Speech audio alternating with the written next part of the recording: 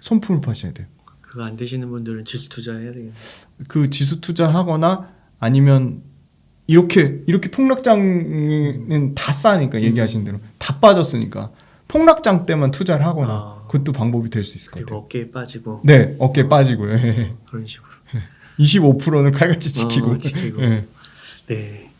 그러면은 이제 성장세가 좀 좋게 보시는 게 좀 길게 봤을 때 2차 전지랑 바이오, 네. 제약. 헬스케어 쪽. 네. 네, 헬스케어. 제약도 해당이 됩니다. 바이오도 네네. 해당이 되는. 제약 중에 신약 개발하는 회사들 말고요. 말고. 아까 말씀드린 전문 의약품이나 장비, 일반 의약품을 꾸준히 그냥 기기. 사는 회사들 그렇죠. 아니면 미용 의료기 같은 회사들. 네. 그런 회사 그런 좋게 보고 저는 엔터 회사가 좀 구조적으로 바뀌는 것 같아요. 그러니까 소위 말하는 내가 밥은 라면 먹더라도 내 아티스트의 앨범을 사줄 거야 그런 강력한 팬덤 있잖아요. 그 팬덤이 글로벌로 확장이 되고 있고요.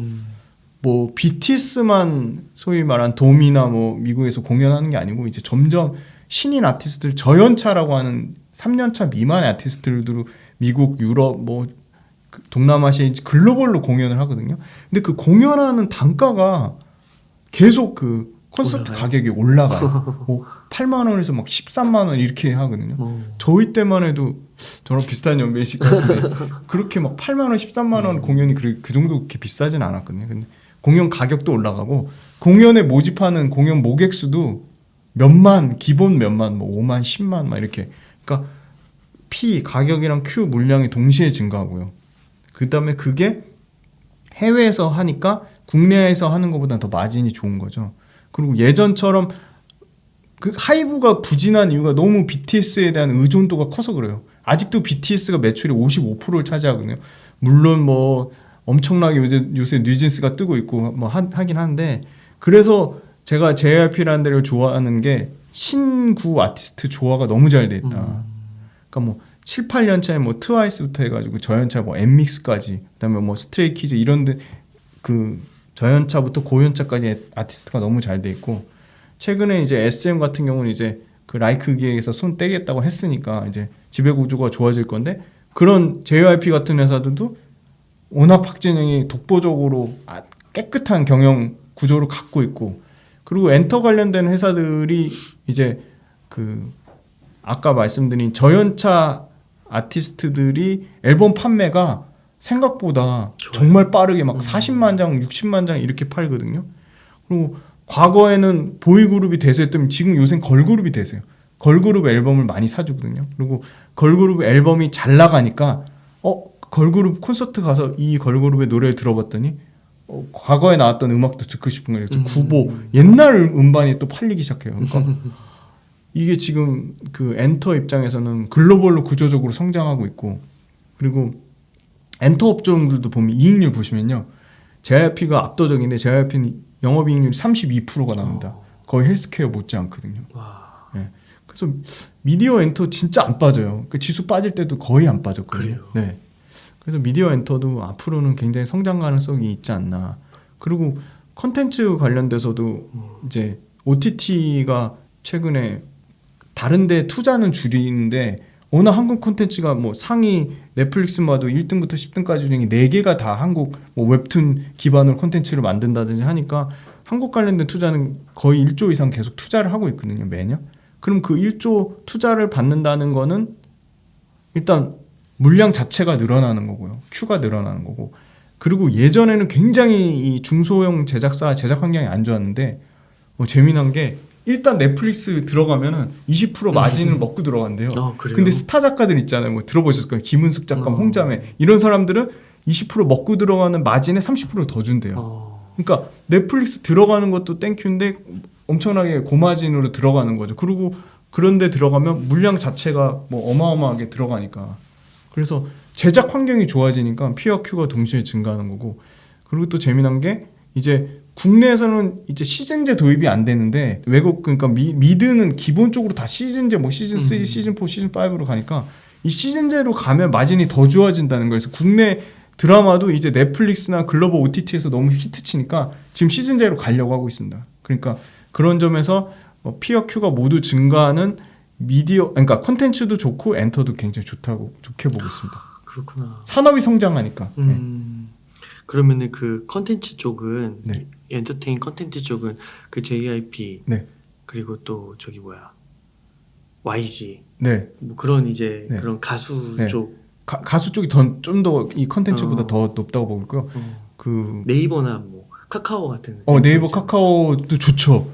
네이버가 지금 웹툰 관련돼서 연평균 80% 넘게 성장해 나와요. 그리고 네이버 관련돼서는 저는 지금 최근에 주가는 엄청나게 지금 과도하게 빠졌다고 보고 있거든요. 그래요. 그러니까 너무 그 카카오랑 같이 좀 도매급으로 매도당한 것 같아요. 그러니까 네이버 입장에서는 좀 억울한 면이 있고 그 네이버가 하는 가장 큰 게 검색 광고인데 그러니까 검색 광고는 사실 꾸준히 연평균 성장은 나오고 있어요. 20% 이상 성장률이 줄어든 거지 성장은 나오고 있는데 문제는 이 광고주가 예산을 경기가 안 좋으니까 줄일 거라는 그런 우려거든요. 근데 그러기에는 이 검색 광고 시장이 네이버가 워낙 강력해요. 38%의 점유율이에요. 네이버 아니고선 검색 광고를 쓸 데가 없는 거죠. 그래서 네이버의 이 검색 광고를 봤더니 생각보다 광고주가 그렇게 광고비 집행을 줄이지 않는 거예요. 그리고 줄인다고 하더라도 다른 걸 먼저 줄이고 가장 마지막에 이 검색 광고를 줄이기 때문에 시장에서 나온 우려랑 다르게 네이버의 검색 광고는 여전히 견조하다. 그리고 네이버가 아주 똘똘한 스타트업을 운영해 보셔서 알겠지만 똘똘한 스타트업 회사를 엄청나게 많이 갖고 있어요. 2조 3천억을 지분 투자를 한 게 그게 포텐이 터질 거예요. 그거에 대한 가치는 사람들이 아무도 평가를 안 하고 있고 그리고 네이버 자체도 이제 지금 팍 터지게 쿠팡이랑 이커머스 경쟁을 하고 있죠. 쿠팡도 이커머스 이제 흑자 전환을 했거든요. 네이버의 이 이커머스 사업도 굉장히 좋아질 거라고 보고 있습니다. 그래서 네이버 관련된 소위 말하는 그 GMV라고 하죠. 그 거래액은 월간 거래액은 계속 꾸준히 증가해요.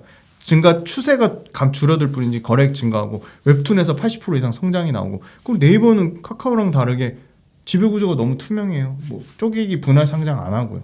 그래서 전 좀 과도하게 보고 있고 그 네이버 관련돼서 뭐 최근에 소위 말하는 온라인 당근마켓 미국의 온라인 당근마켓 포시마크 그거 비싸게 인수했는데 포시마크가 엄청난 회사예요. 그러니까 그 포시마크가 연간 거래하는 거에 그 GMV의 한 18%를 마진을 남길 수 있는 지금 현재는 적자지만 근데 네이버가 약간 보면 크림도 약간 중고거래고 중고거래를 좀 좋아하는 것 같아요. 근데 그게 다 굉장히 높은 성장성이 있는 거거든요. 그 미국에서 니치 마켓이지만 온라인 중고거래가 우리나라 못지않게 연평균 25% 성장하는 마켓이거든요. 그 온라인 중고거래가. 그래서 거기서 압도적으로 C2C로 포시마켓이 1등이에요.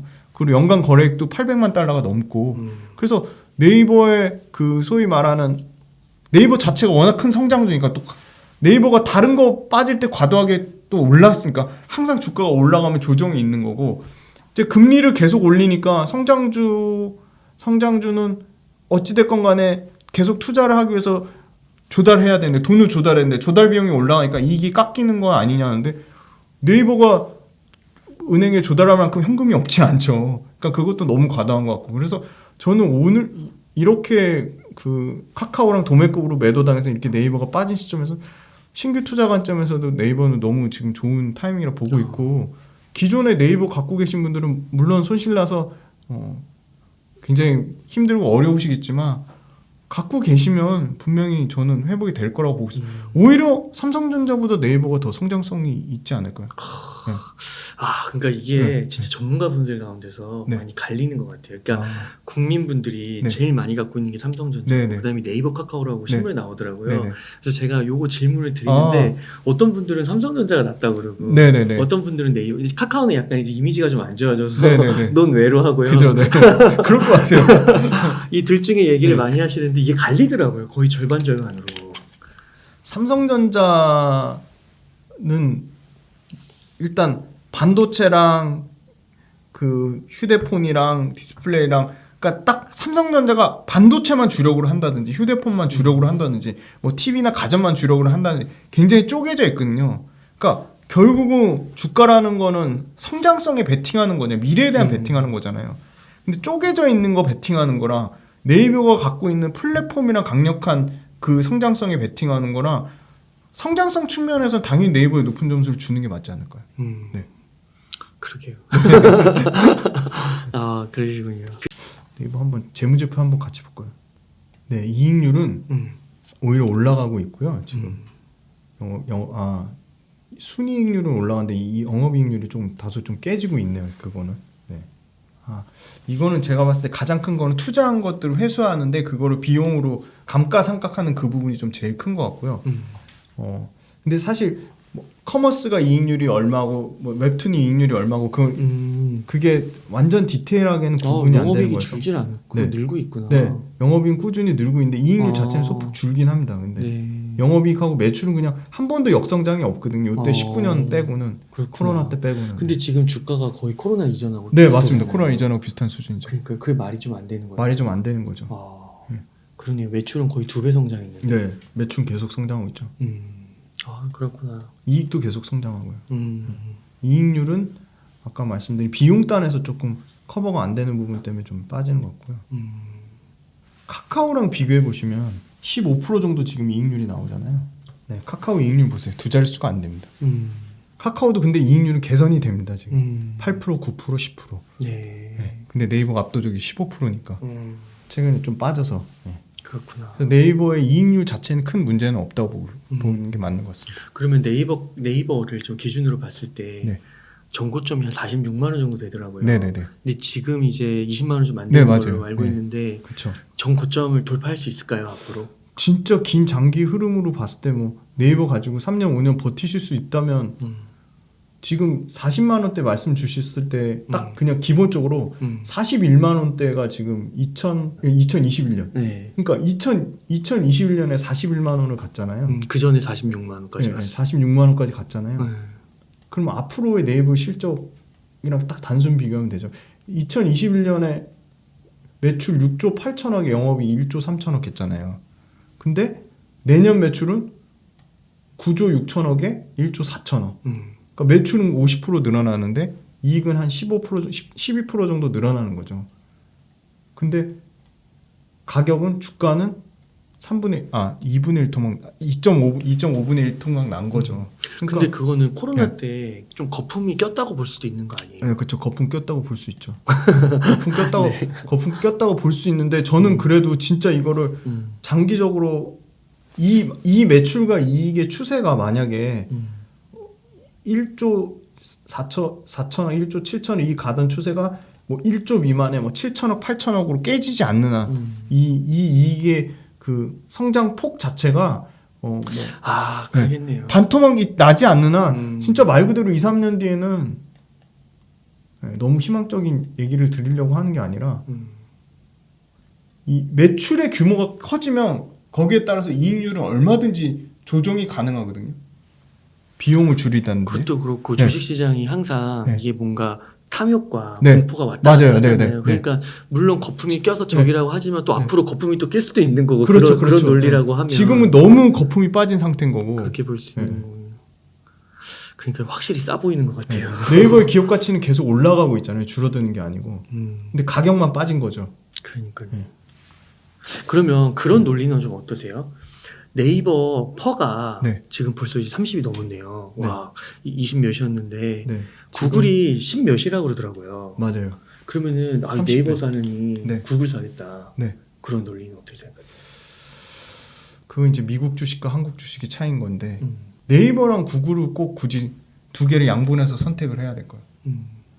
그러니까 네이버는 우리나라 시장에 특화된 절대 플랫폼주고 구글은 글로벌 시장에서 절대적인 위치를 차지하는 플랫폼주니까 저 같으면 네이버랑 구글을 동시에 투자하는데 아무래도 안정성 측면에서 구글이 더 훨씬 글로벌 무대를 활동하고 있으니까 네이버가요 지금 매출 기준으로 22%까지 해외 비중이 올라오고 있어요. 라인을 포함해가지고. 그러니까 네이버도 글로벌로 성장성이 계속 올라가는 거죠. 그러니까 이미 구글은 글로벌로 이미 꽉 잡고 있고 성장성 측면에서는 오히려 네이버가 더 좋을 수 있는데 안정성 측면으로 보면 그러니까 성장성을 더 중요하게 보시는 분은 네이버, 구글을 동시에 가져가되 네이버 비중을 뭐 단 5%를 더 올린다든지 나는 그래도 네이버보다 구글이 더 안전한 것 같아 하면 구글의 비중을 더 올린다든지 그렇게 하는데 저 같으면 성장성이 아무리 좋아도 아무리 글로벌 무대에 활동해도 저는 플랫폼 시장은 영원할 거라고 보기 때문에 그냥 네이버 반, 구글 반 할 것 같아요. 네. 그러니까 이게 저는 그런 아이디어가 좀 마음에 들더라고요. 예를 들면 네이버가 네. 물론 이제 구글하고 비교하면 지금 매출이나 뭐 이런 건 상대가 안 되잖아요. 상대가 안 되죠. 네네. 하지만 그 주식은 말씀하신 대로 성장이잖아요. 맞아요. 네. 근데 이제 네이버가 말씀하신 대로 포시마크 같은 것도 네네. 진출하고 그쵸. 해외 매출도 늘고 네. 있고 네. 그러면은 저는 구글은 이미 네. 강자잖아요. 네. 그러니까 걔네는 뭔가 신사업을 해서 네. 획기적으로 뭔가를 네. 하지 않는 이상 매출이 막 폭발적으로 성장하기는 쉽지 성장의 않잖아요. 폭이 굉장히 작잖아요. 작죠. 그러니까 그런 면에서 봤을 때 주가 어차피 우리 주식 투자는 주가 탄력성으로 봐야 되니까 미래에 대한 꿈을 먹고 사는 거니까 그런 측면에서 네이버가 훨씬 유리한 건 유리할 맞아요. 것 같아요. 네, 구글보다는. 그런 식으로. 네. 뭐 네이버가 뭐 망하겠어요. 우리나라 네, 이렇게 그쵸. 탄탄한 기반도 그쵸. 있고 그쵸. 도전하면 되는 거니까. 그래서 그런 것도 마음에 들더라고요.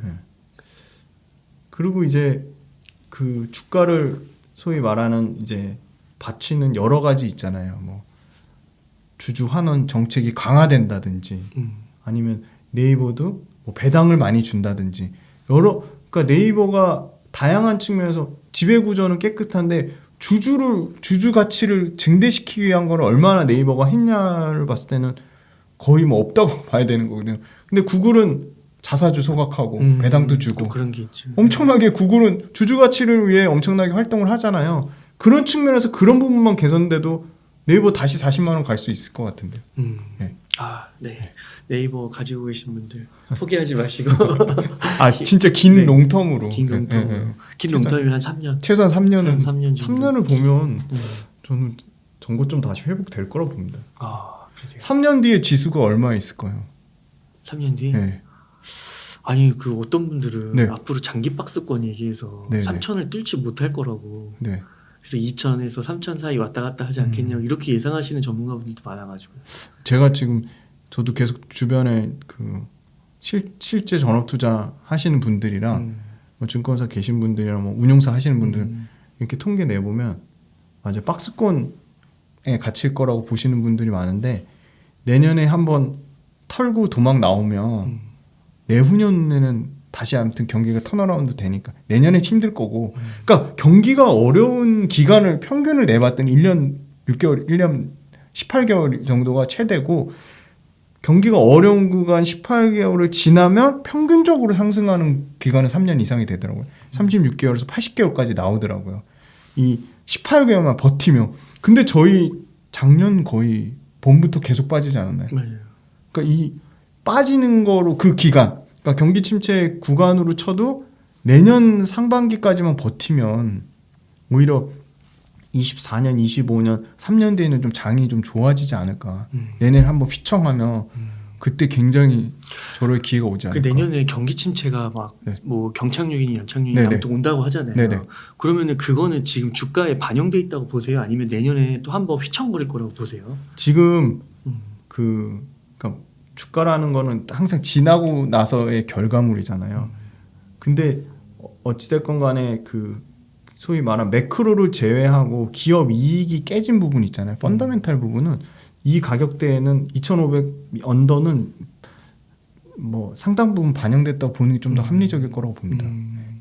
빠진 그래서 여기서 더 이익이 깨지지 않으면 매크로 변수만 흔들리지 않으면 사실 이렇게 빠질 이유는 없다고 봐요. 네. 그게 또 다시 말하면은 뭐 전쟁이 갑자기 해결된다. 아, 그렇죠. 그럼 엄청나게 폭등할 겁니다. 그럼 갑자기 또 그 지난주에 있었던 그런 일처럼 뭐 하루에도 막 10% 15% 오르고. 그렇죠. 나스닥 7% 무슨 개별주처럼 12월 달에 갑자기 저희는 지금 다 예상한 게 너무 재밌는 게 페드에서 딱 그때 이제 그 소위 말하는 나스닥 7% 급등 나올 때 그 미국 물가지수 CPI 7.7 찍을 때 그 전에 딱 그 전날만 해도 75bp 금리 올릴 거라는 거에 뭐 45대 50bp 75bp 올릴 거라는 거에 55, 50bp 올릴 거라는 거에 45 이러는데 물가 CPI 지수 7.7 찍고 나서 그 다음날 바로 봤더니 그 CME 페드워치에서 보니까 75bp 올리는 거 8, 50bp 올리는 거 92 이렇게 바뀌었거든요.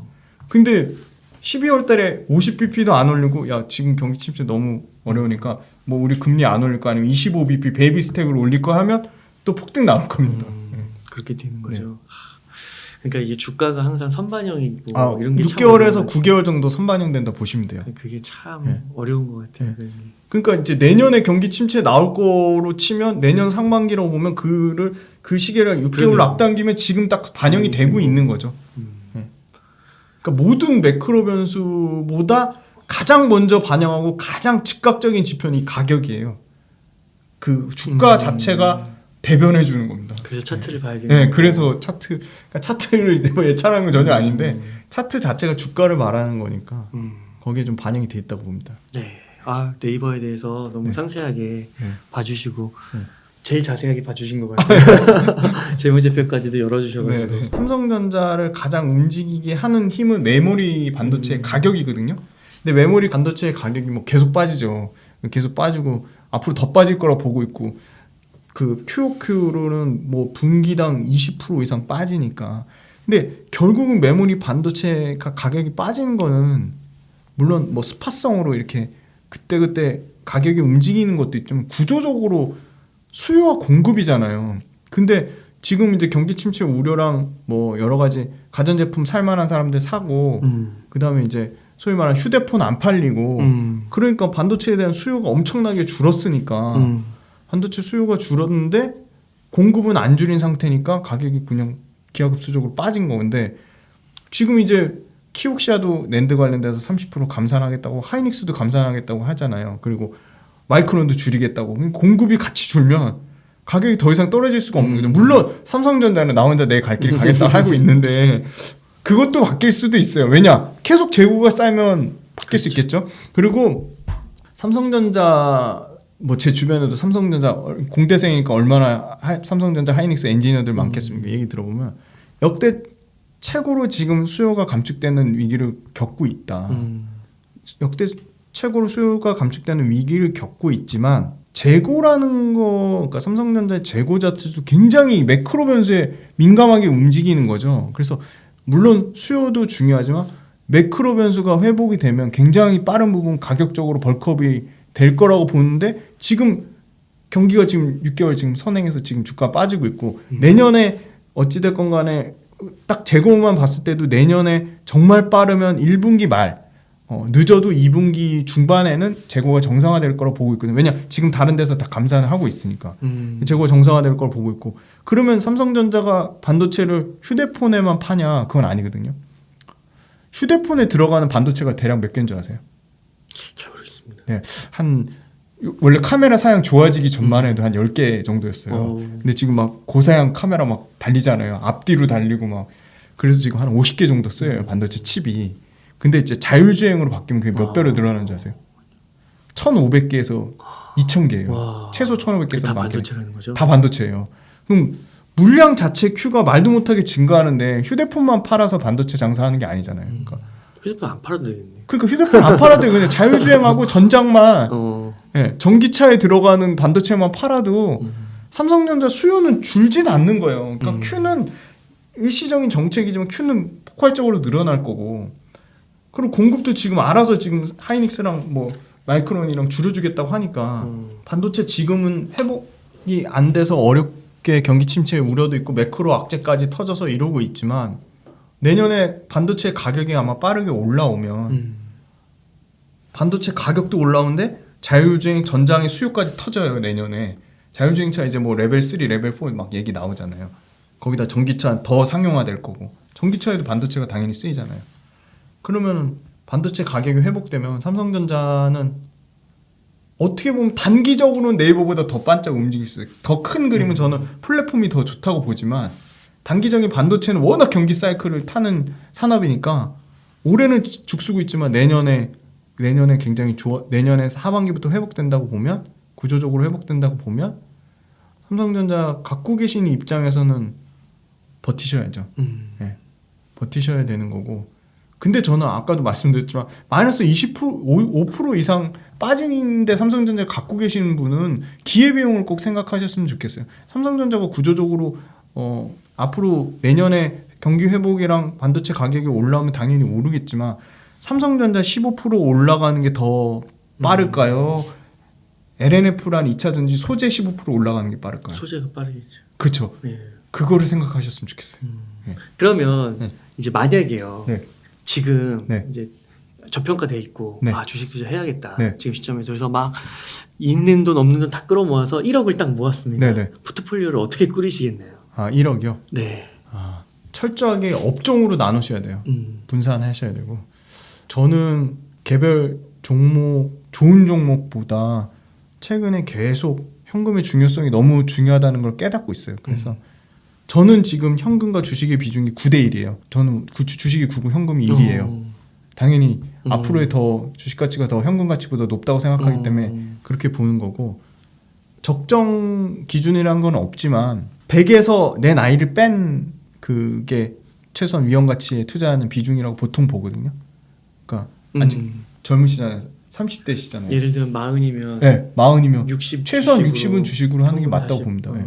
그래서 그 정도 비중은 유지해야 되는. 왜냐면 저희가 40대든 50대든 아직 한창 더 일할 수 있잖아요. 그러니까 그 내 고정 수입이 늘진 않더라도 고정 수입만 있다면 그 정도 비율은 좀 유지하는 게 맞다고 보고 저는 예전에는 돈 많은 사람이 제일 부러운데 지금 어린 사람이 제일 부러워요. 2030은 100% 하셔도 돼요. 진짜 100% 투자하셔도 돼요. 그 돈 다 잃으면 다시 버시면 되잖아요. 그래서 저는 2030 여기 보시는 분들 2030한테 투자에 있어서 나이가 깡패다. 진짜 나이는 진짜 강력한 힘입니다.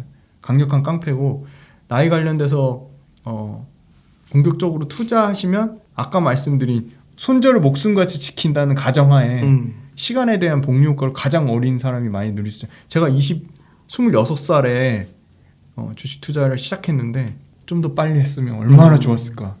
네, 그렇게 생각하고 있고 1억을 갖고 있으면 저는 당연히 일단 가장 시장의 주도주는 2차전지이기 때문에 2차전지 소재주를 30% 이상 담을 것 같고요. 네, 소재주.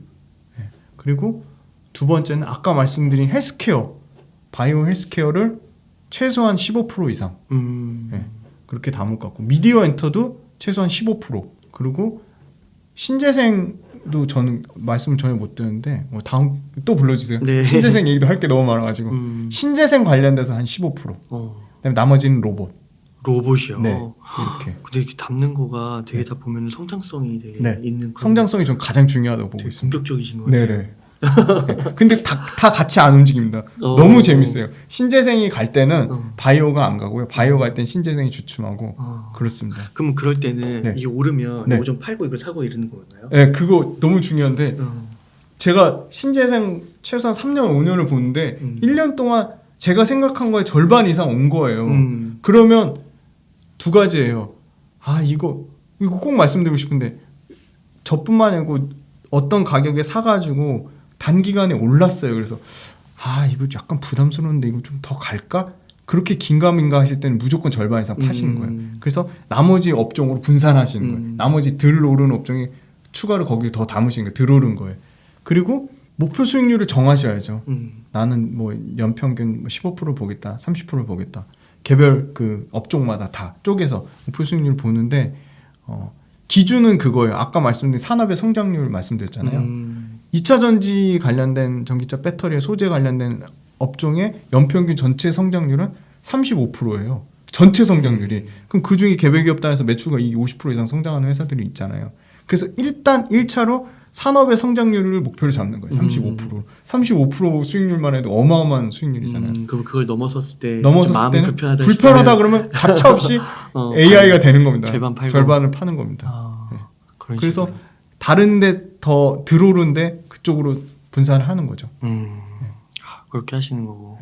그러면 만약에 이제 없어요. 네. 목돈이 없어. 네. 근데 매달 그냥 한 100만 원씩은 네. 쓸 수가 있는 거예요. 네, 네. 그럴 때는 좀 투자를 어떻게 하면 좋아요? 100만 원씩 들어오면 100만 원 갖고는 저는 그냥 한 섹터 가장 큰 성장이 나오는 섹터 2차 전지에 그냥 올인할 것 같아요. 네. 네, 100만 원. 지난번에 어떤 전문가분께서는 네. 100만 원 있으면 비트코인에 넣는다고. 아. 그분도 비슷하게 1억은 이렇게 포트폴리오를 얘기하시다가 네. 100만 원 그거는 그냥 비트코인에 넣겠다 이러시더라고요. 네. 그 포트폴리오로 나누려면 제 생각에는 그래도 최소한 한 종목당 1000 정도는 들어가야 되지 않을까. 그것도 한 5번에 나눠서 사라는 거죠? 그렇죠. 당연히 1,000만 원 한 번에 사는 거는 절대 아니라고. 그러면 나누는 시기는 뭐 네. 마이너스 10%, 20%, 마이너스 5%, 10%뭐 이런 정도. 맞아요. 그걸 기계적으로. 5%, 10%. 네, 뭐 5%, 10% 정하셔도 되고 3%, 8% 정하셔도 되고 그건 본인만의 기준이 있어요. 그걸 정교하게 할 수 있는 게 이 기술적 분석 차트를 보시면 아 여기서는 더 이상 빠지지 않고 지지를 받고 있구나. 아 여기서는 더 못 올라고 저항을 받고 있구나. 지지와 저항이란 개념이 있거든요. 그래서 저항받을 때는 조금 파는 거고 지지받을 때는 조금 사는 겁니다. 분할로. 네. 혹시 그런 것도 해보셨어요? 이게 올라가서 리밸런싱 말고 네. 예를 들면은 삼성전자랑 뭐 네이버랑 뭐 이렇게 또 다른 게 있어요. 네. 이게 다 빠진 거예요. 네. 예를 들면 삼성전자 30% 빠지고 네이버는 50% 빠지고 네. 뭐 C라는 주식은 70% 빠졌어요. 네, 네. 그러면은 이거 봤을 때 삼성전자 좀 느린 것 같아. 무거워. 삼성전자를 팔고 이 더 떨어진 걸 사는 거죠. 아 삼성전자 움직임이 둔화되면 저도 무조건 팔아요. 근데 더 떨어진 걸 사진 않아요. 그 중에 제일 덜 빠진 걸 사요. 그래야지 성공 확률이 확 월등히 높아집니다. 삼성전자, 네이버, 뭐 잡주 이 중에 잡주가 제일 덜 빠졌으면 전 잡주를 삽니다. 그러면 잡주임에도 불구하고 왜냐 그게 추세가 살아 있으니까.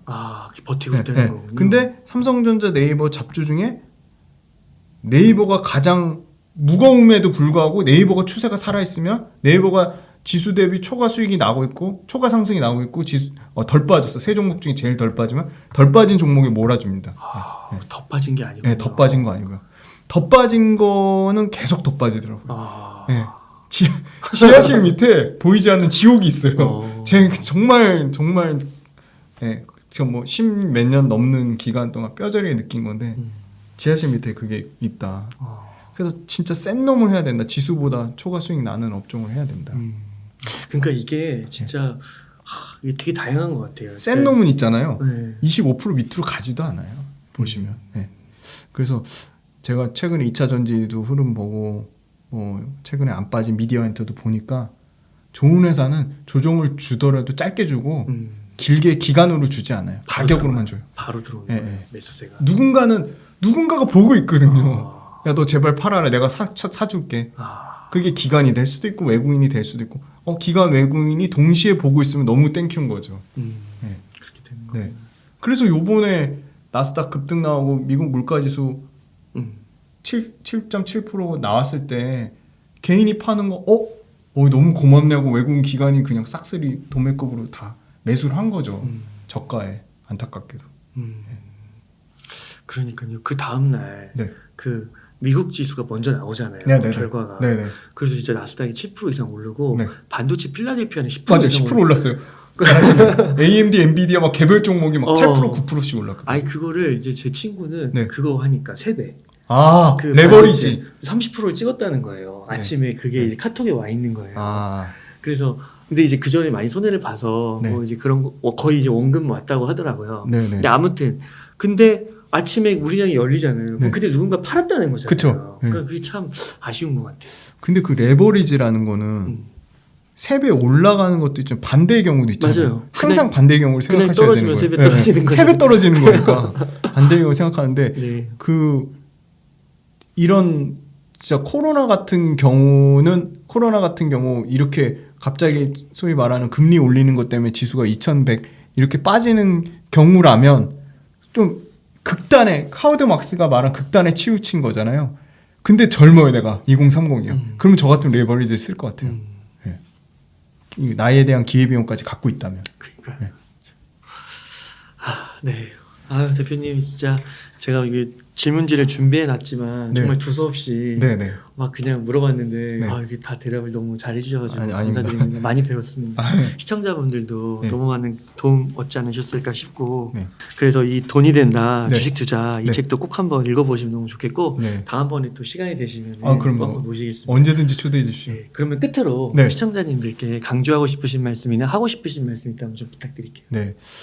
주식이 계속 빠지고 하락하니까 정말 많은 분들이 실망하시고 떠나고 그리고 2030 분들조차도 굉장히 이 주식에 소위 말한 좀 많은 염증을 느끼셨던 것 같습니다. 실제 처음 투자하시는 분들도 굉장히 좀 힘든 상황을 겪고 있는 것 같고 그럼에도 불구하고 이 주식하는 것 자체가 뭐 제가 주식쟁이라서 그런 걸 수도 있지만 새로운 세상을 만나고 새로운 산업을 만나고 또 새로운 기업을 만나는 이 과정 자체의 즐거움을 꼭 잊지 않으셨으면 좋겠어요. 그러니까 또 주식에 내가 투자해서 그 투자한 기업에 자금이 확보되고 그 기업이 또 새로운 기술을 개발하고 새로운 서비스를 내놓고 그 기업이 국가 뭐 경제에 이바지하는 어떻게 보면 내가 주주로서 뭐 한 주 대기 운동 그런 것도 하잖아요. 그러니까 그 굉장히 이 선순환의 구조를 봤을 때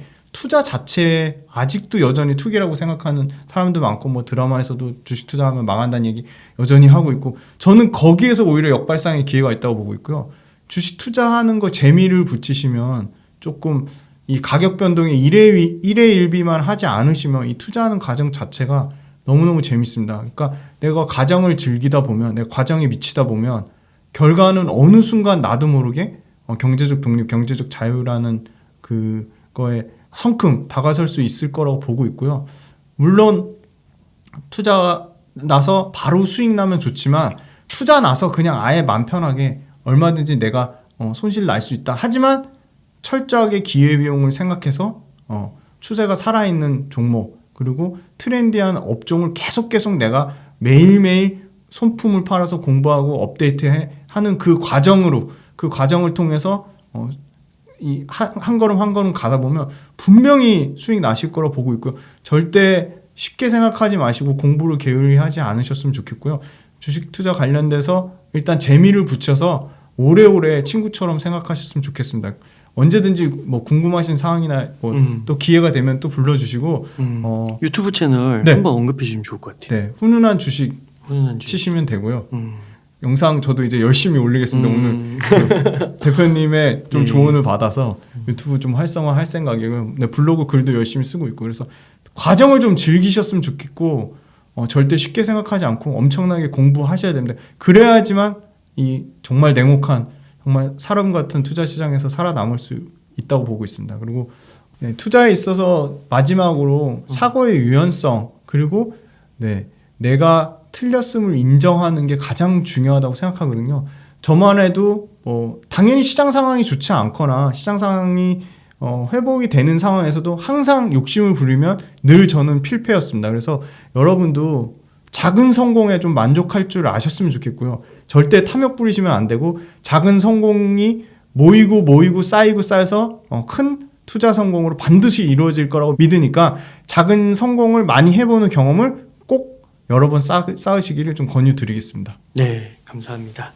이렇게 해서 돈이 된다 주식 투자의 저자이신 김지윤 대표님을 모시고 이야기를 나눠봤습니다. 긴 시간 동안 유익한 인사이트 많이 나눠주셔서 감사의 말씀드립니다. 오늘 고생 많으셨습니다. 네, 감사합니다.